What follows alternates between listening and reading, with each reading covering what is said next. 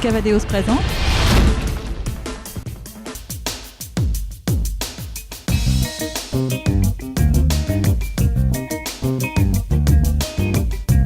Bonjour à tous, cette semaine Tour d'honneur vous emmène à la rencontre d'un des membres de l'équipe de France de saut d'obstacles.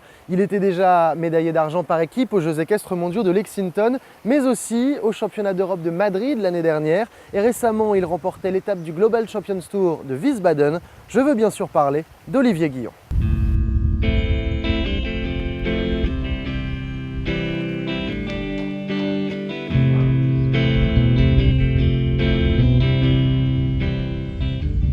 Je suis ici dans les écuries d'Olivier Guillon. Vous reconnaissez peut-être ici d'ailleurs Lord de Thésée, son cheval de tête avec qui il gagnait à Wiesbaden il y a quelques semaines. Mais Olivier n'est pas là. Il devait normalement aller à Cannes ce week-end, mais il a préféré aller à quelques kilomètres d'ici sur un CSI 2 étoiles au Val de Reuil. Et c'est là qu'on va le rencontrer.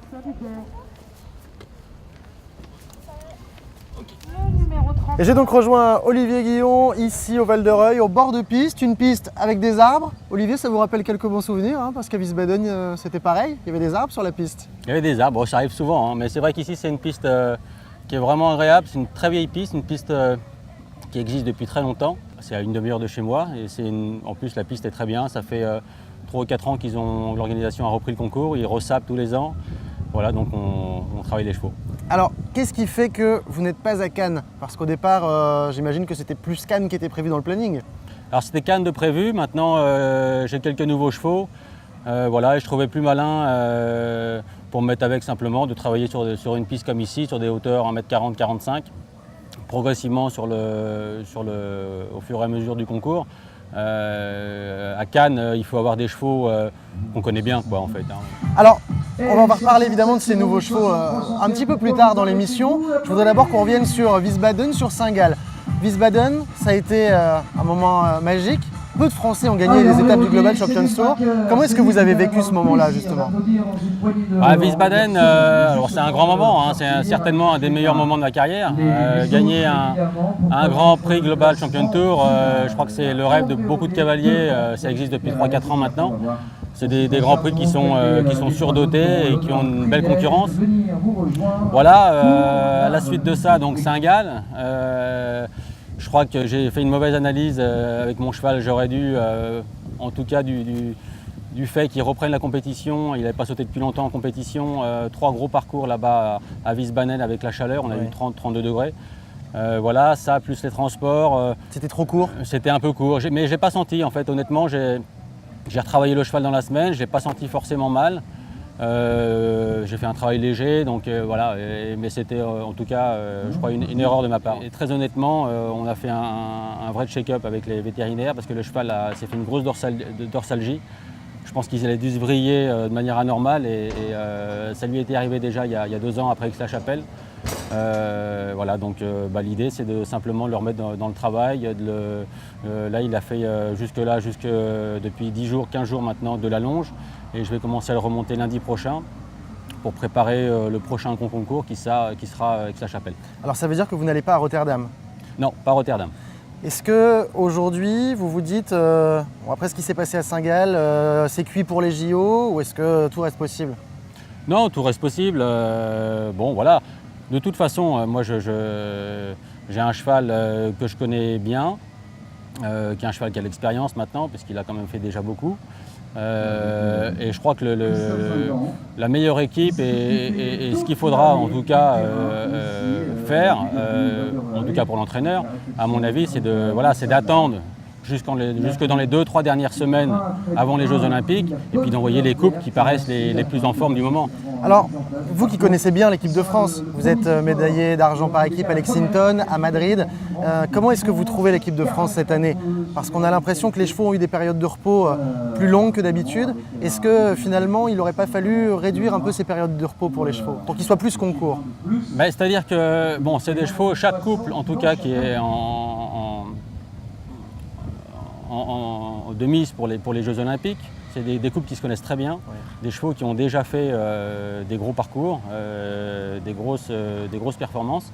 Et l'idée cette année, je crois que c'était de préserver les chevaux, de leur demander, à partir depuis un petit mois maintenant, de monter en puissance et d'avoir des chevaux qui arrivent le plus près possible, encore une fois, pour les Jeux. Bon alors Olivier, vous ne bougez pas d'ici, hein, on reste au Val-de-Reuil évidemment, mais on va faire un petit détour par Cannes. On va aller voir ce qui s'est passé et qui vous succède dans le Global Champions Tour après Wiesbaden. Qui a gagné Cannes? Eh bien on va le voir tout de suite. Et puis nous on se retrouve avec Olivier et ses nouveaux chevaux aux écuries dans quelques instants.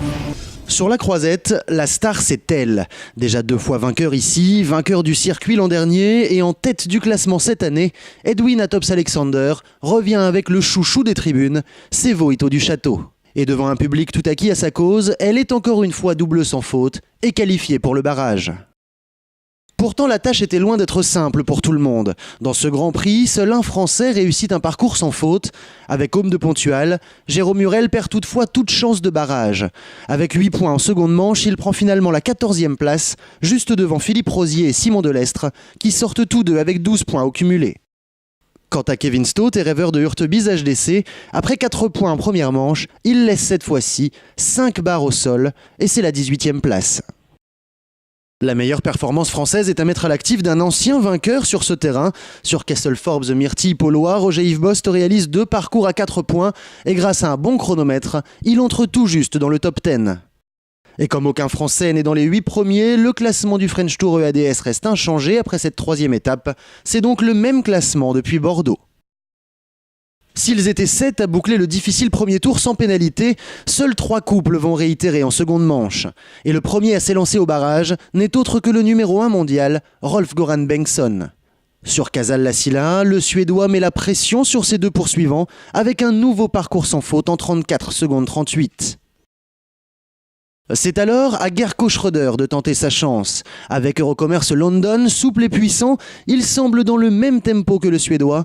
Mais après le double, il accélère et ne ralentira qu'une fois passé la ligne d'arrivée, 16 centièmes de mieux, mais il reste encore la tenante du titre. L'Australienne compte bien remporter son 3e Grand Prix de Cannes et joue aussi le tout pour le tout. Comme d'habitude, son petit alezan donne tout mais ça ne suffira pas. Elle aussi termine en moins de 35 secondes, mais elle prend la 3e place de l'épreuve et augmente même son avance au classement général du Global Champions Tour, devançant aujourd'hui Marcus Henning et Ben Maher. Gerko Schröder qui signe là sa 2e victoire sur le Global Champions Tour après l'étape de Rio l'année dernière et maintenant 4e de ce classement. Il fallait donc fêter ça avant de prendre rendez-vous pour Monte-Carlo dans 2 semaines. Et on est donc maintenant aux écuries du concours avec Olivier et avec Courtenay Z HDC, des nouvelles recrues des écuries d'Olivier Guillon. Ça fait très peu de temps que vous le connaissez celui-là. Bah oui, ça fait 3 semaines qu'il est arrivé à la maison. Donc là, c'est son 2e concours avec moi. Je l'ai emmené à Saint-Gall. En fait, je l'ai monté directement à Saint-Gall. C'est un cheval qui a 11 ans, qui a eu de bonnes performances avec son cavalier jusque-là. C'est un cheval qui était en Angleterre et qui était compétitif sur des épreuves à 1,50 m. Voilà, donc une nouvelle recrue. Et alors, c'est pas la seule nouvelle recrue de vos écuries qui a été achetée par Armand et Emmanuel Perrompette, du Haras des Coudrettes. Ouais. Ici, vous avez un autre cheval qui est pareil, mais qui était déjà à eux. Ils ne l'ont pas acheté pour vous, celui-là. Voilà, c'est un cheval qui s'appelle Poète du Proyer. C'est un cheval que montait Jeroen Schwartzes, qu'ils avaient acheté quand il avait 3 ans dans une vente. Voilà, donc c'est un cheval que je découvre aussi. Ça fait un mois et demi que je l'ai à la maison. J'ai fait 2-3 concours avec lui, 3-4 concours même, où ça s'est bien passé. Il est régulièrement classé. Voilà, donc on va essayer d'attaquer maintenant. On est sur 1,40 m, on va essayer d'aller gentiment sur 1,45 m et plus, j'espère. Comment ça se passe justement ce partenariat avec le Haras des Coudrettes, avec ces nouveaux chevaux qui arrivent? Comment est-ce que vous fonctionnez finalement? Est-ce que c'est vous qui repérez des chevaux? Est-ce que c'est eux qui vous en présentent parce qu'ils ont un coup d'œil? Comment est-ce que vous fonctionnez? Alors, bon, maintenant, ça fait un petit moment que Armand et Emmanuel achètent des chevaux, notamment pour Patrice. Donc, bien évidemment, les choses se savent vite. Donc, ils reçoivent beaucoup de vidéos, en fait, toutes les semaines. Il y a beaucoup de gens qui leur envoient des vidéos, des informateurs. Voilà, et puis quand il y a un cheval qui leur tape dans l'œil, ils appellent gentiment un cavalier. Voilà, et puis c'est un petit peu le coup de cœur comme ça sur vidéo. Et puis ensuite, on essaie. Et si ça nous correspond, arrive un gros poney gris.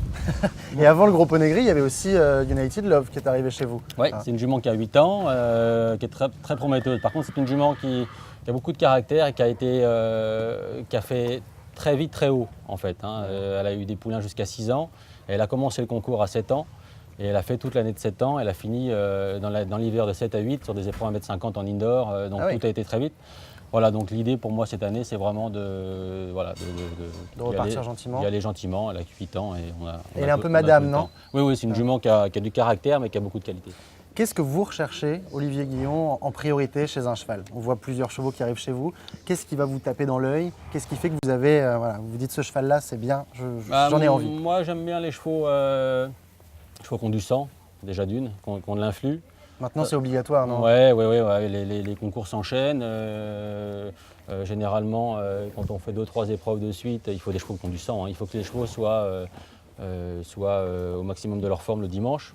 Donc, moi, ce que j'aime bien dans ce cheval-là, c'est que c'est un cheval là, il a travaillé pendant 3/4 d'heure avant le paddock tout à l'heure. Il était vraiment il était gai, il avait de l'énergie, presque trop, mais je préfère les avoir comme ça pour progressivement les amener jusqu'au Grand Prix dimanche. Je pense que le cheval fera le Grand Prix dimanche, a priori de ce qu'il a fait aujourd'hui, en fonction de demain. Demain, il va faire la grosse épreuve et certainement le Grand Prix dimanche. Merci beaucoup, Olivier, de nous avoir permis de découvrir ces chevaux et puis de nous avoir accordé un petit peu de temps. Puis à très bientôt. À bientôt, merci. Merci beaucoup.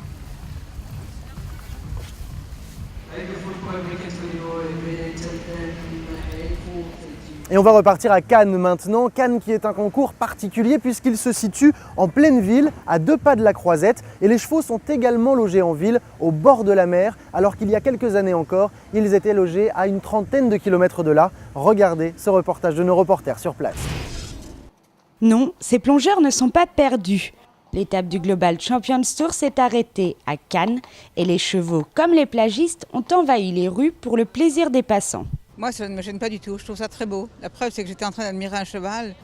Moi, ça me procure une saine distraction et j'en profite pour faire des photos. Je fais de très belles photos de chevaux pour ma collection. La compétition se déroule sur le stade des Hespérides, mais la particularité du concours, ce sont les boxes divisées sur 3 endroits dans la ville. Edwina Alexander, par exemple, dispose de boxes dans le square, juste à côté avec les Allemands. Pénélope Le Prévost a des boxes derrière le terrain avec quelques Français. Et pour les autres, les écuries se situent sur le port. Les chevaux peuvent admirer les bateaux, mais pour se rendre sur le terrain de concours, il faut traverser la ville. Pas de quoi rendre chèvre les grooms. C'est joli, on est au milieu de la ville de Cannes. Là, il y a le festival qui est juste à côté. Le seul truc, c'est les box qui sont un peu loin. Il faut s'organiser avec le cavalier, il faut faire 2-3 coups de téléphone de temps en temps pour être sûr qu'on est dans les temps. Il faut s'organiser un petit peu à l'avance, prévoir le temps, la distance. Il y a à peu près 5-6 minutes de marche avant d'arriver au paddock. Et comme toutes les stars de la Croisette, grooms et chevaux attirent l'œil. On a beaucoup de gens qui font coucou, mais non, il y a une bonne organisation parce que c'est pas dangereux. On a notre petite allée pour nous tout seuls, il y a la police qui nous aide à faire les carrefours et tout ça, donc non, ça va. Les conditions de travail semblent donc idéales. On a les épreuves que le soir. Donc c'est vrai qu'on s'occupe des chevaux le matin. L'après-midi, comme il fait très chaud, on les laisse tranquilles au box. Et puis on les ressort tranquillement en fin d'après-midi. Donc on profite un petit peu de la plage dans l'après-midi. Oui. À Cannes, la paire de tongs est obligatoire, mais attention où on met les pieds. C'est déjà la fin de cette émission, merci beaucoup de l'avoir suivi. On se retrouve évidemment la semaine prochaine pour un nouveau numéro de Tour d'honneur. On sera à Fontainebleau sur le CSI 4 étoiles de l'été du Grand Parquet. Alors à la semaine prochaine, ciao à tous.